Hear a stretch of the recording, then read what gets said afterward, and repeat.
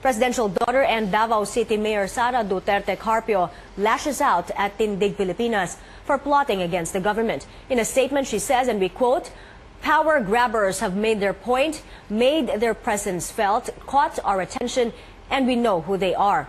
And that the threat of destabilization is as real as terrorism." She says destabilization claims are from intelligence reports and reliable sources. She also supports President Duterte's statement to set up a revolutionary government in the face of such threats. Isang signature drive ang isinusulong ng iba't ibang grupo para ipanawagan na pumirma ng waiver si Pangulong Rodrigo Duterte. Pinangunahan ni Senador Antonio Trillanes ang nasabing signature drive. Target nila makalibom ng 1 milyong pirma. Ayon sa Senador, kung wala raw tinatago ang Pangulo ay dapat pumirma na ito ng waiver. Ilang beses nang sinabi ni Pangulong Duterte na wala siyang balak na kumasa sa hamon ni Trillanes. Iginiit din niya na wala siyang tagong yaman. Just to give you an idea kung ano ang nilalaman ng bank accounts, nakita po natin doon, meron siyang mga deposito na mga mahigit sa 50 million pesos. 13 times pumasok sa account. 13 times. Pag tinototal mo, yung palang 700 million pesos aabot na. Doon naman sa 40 to 50 million pesos na deposito, ay 20 plus times pumasok sa account niya. Tapos naman, isang araw, bumili siya ng mga insurance, investment ito, no? Para sa kanyang 4 na anak, worth 80 million pesos lahat-lahat. So pag sinuma natin, ang total ng nilalaman nung pumasok sa kanyang accounts ay mahigit 2 bilyong piso. Kaya ngayon, sinasabi niya ay hindi raw totoo. Invento raw yan. At sa atin, para magkaalaman, pumirma ng waiver. Kaya, pirma o porma?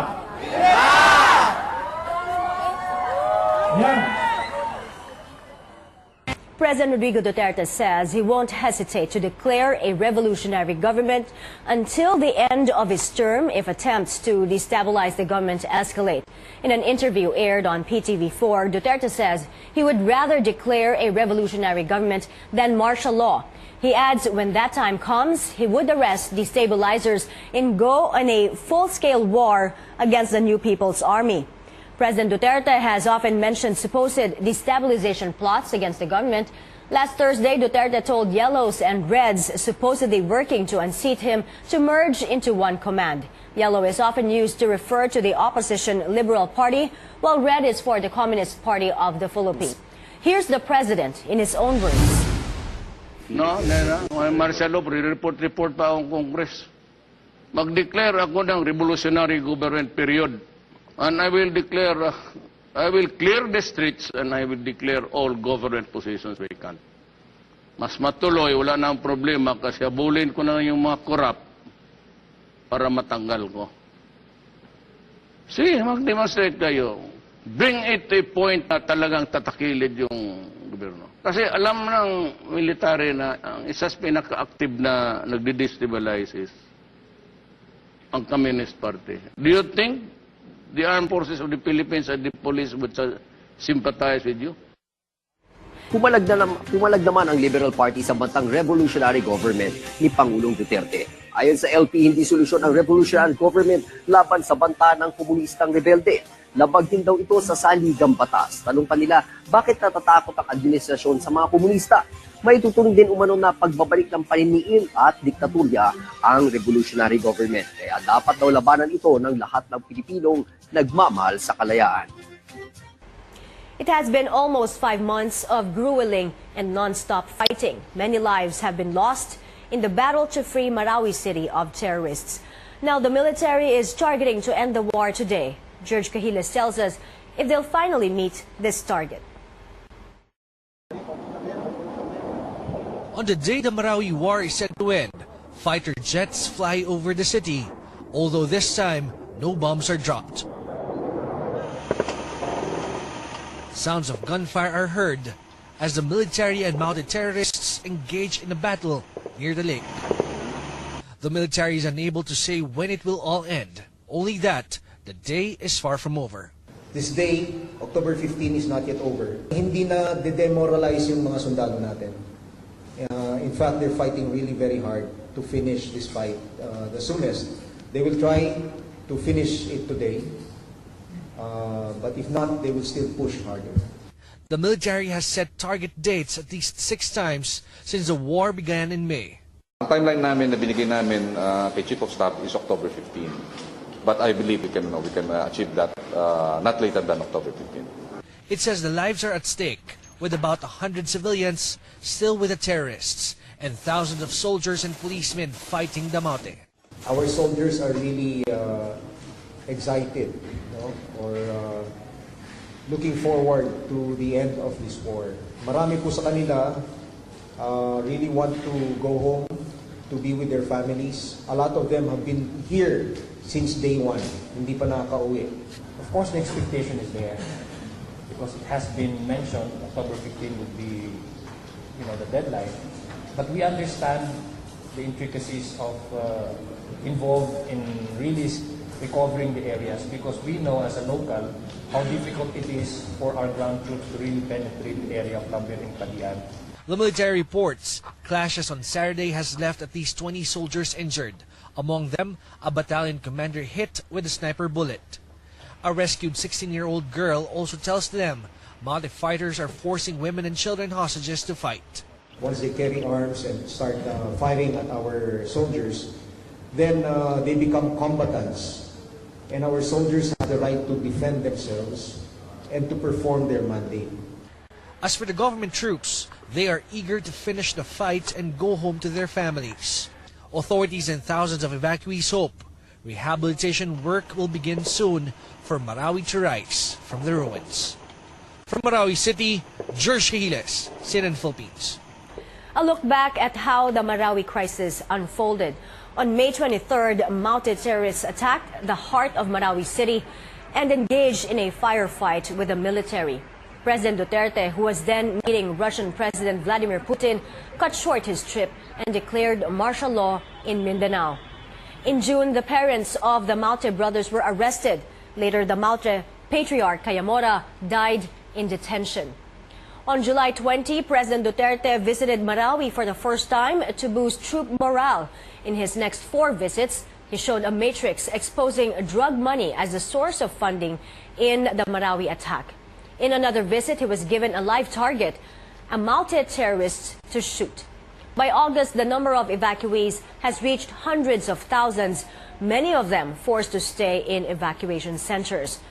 One of the hostages, Catholic priest Chito Suganob, was rescued. Many hostages still remain with the terrorists. Today, day 146 of the fighting, 161 soldiers have been killed in action. The war also claimed the lives of 47 civilians. On the enemy side, 820. The number of internally displaced persons, more than 350,000. If the military fails to retake the city today, it will be the 6th time it has moved the target date. With the war nearing its end, preparations for the city's massive reconstruction are expected to go in full swing. Authorities are meeting with stakeholders to plan for the work ahead. Our senior correspondent David Santos joins us live from Iligan City for the latest. David, what was discussed in the meeting so far?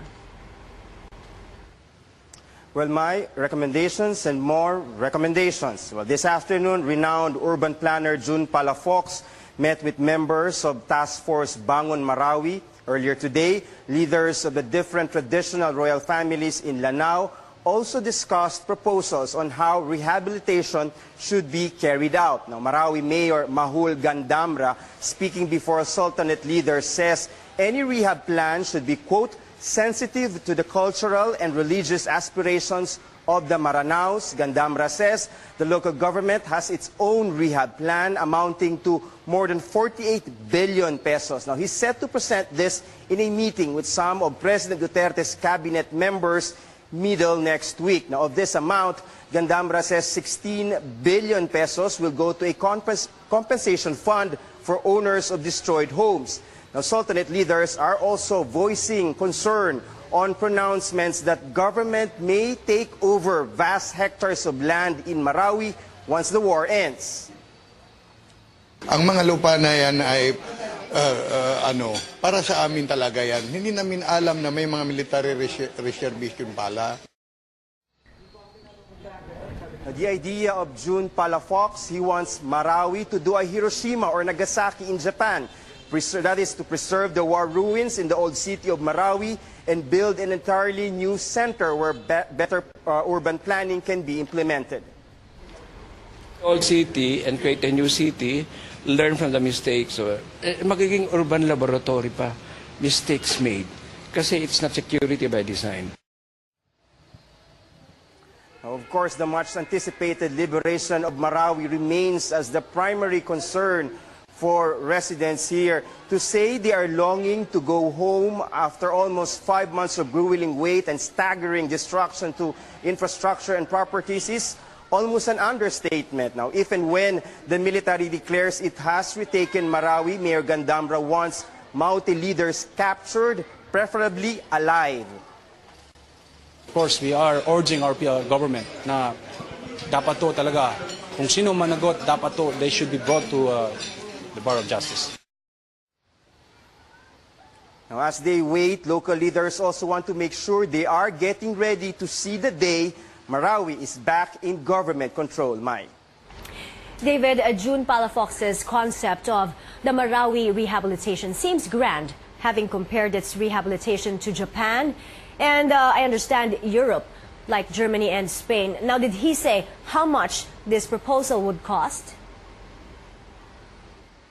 Well, my $8 billion, that's roughly 400 billion pesos, or 8 times the amount the government is initially proposing, which is about only 50 billion pesos. Now, we did ask Mr. Palafox how viable or how realistic is an $8 billion rehab plan for Marawi. He argued if corruption in the country can go up to $15 billion a year, it can afford to rebuild Marawi at $8 billion, provided the government can find a way to put an end to corruption, which, by our standards, is pretty much a daunting challenge as rebuilding Marawi itself, Mai. Thank you. Senior correspondent David Santos there, reporting live from Iligan City. John Paul Solano, a primary suspect in the hazing death of law student Horacio Castillo III, is under immense pressure. The Senate is giving him until tomorrow to publicly reveal the fraternity members who were behind the crime. Solano earlier promised to give senators a copy of his affidavit as soon as a preliminary investigation is held. But up to now, no affidavit has been submitted. Senator Joel Villanueva says they will cite him in contempt if he fails to submit by Monday. CNN Philippines tried to reach Solano and his lawyer, but they have yet to respond. Senator Joel Villanueva says Solano's affidavit will be significant as this can open doors to naming those responsible for the tragedy.